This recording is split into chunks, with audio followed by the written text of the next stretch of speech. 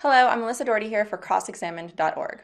I remember a time when I was irritated, confused, and a little disgusted with the wrath of God. I thought it was a complete misrepresentation to express God in such a way.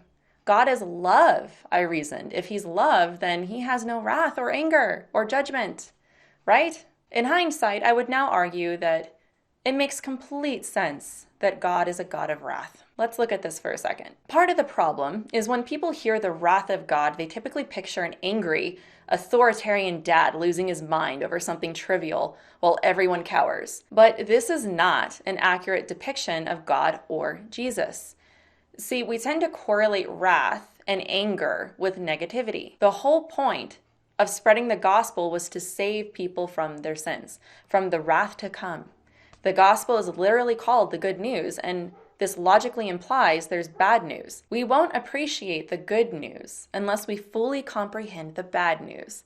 We don't understand how good the grace is if we don't realize why we need grace. In Romans chapter 1, verse 18, it says, "For the wrath of God is revealed from heaven against all ungodliness and unrighteousness of men who by their unrighteousness suppress the truth." Romans 5, verse 9 says, "Since therefore we have now been justified by his blood, much more shall we be saved by him from the wrath of God.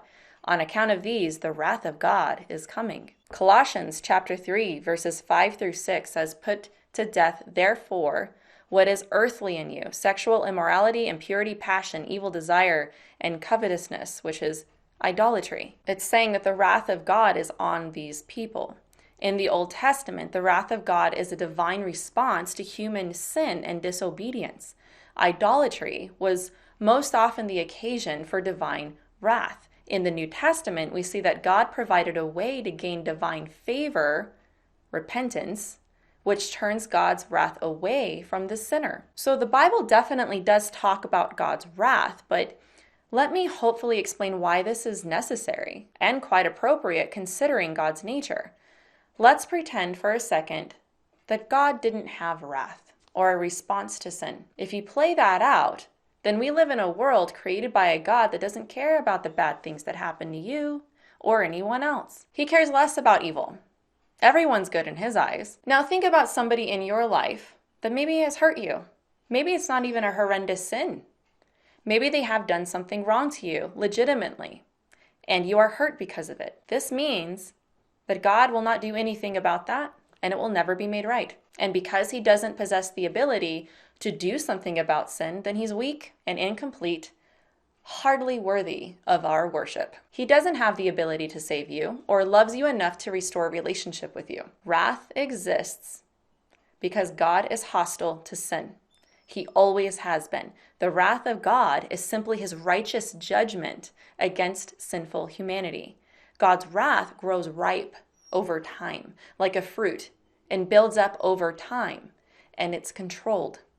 In his perfect righteousness, he's perfectly wrathful. Because he's hostile to sin, it logically follows that he's not neutral to it. What I don't think a lot of people understand is if they understood the concept of wrath, then they would better understand Jesus and the atonement and why Jesus had to die to begin with. It all is expressed in God's perfection and attributes. Because God is perfect love, he must do something about sin, or else he wouldn't be perfect.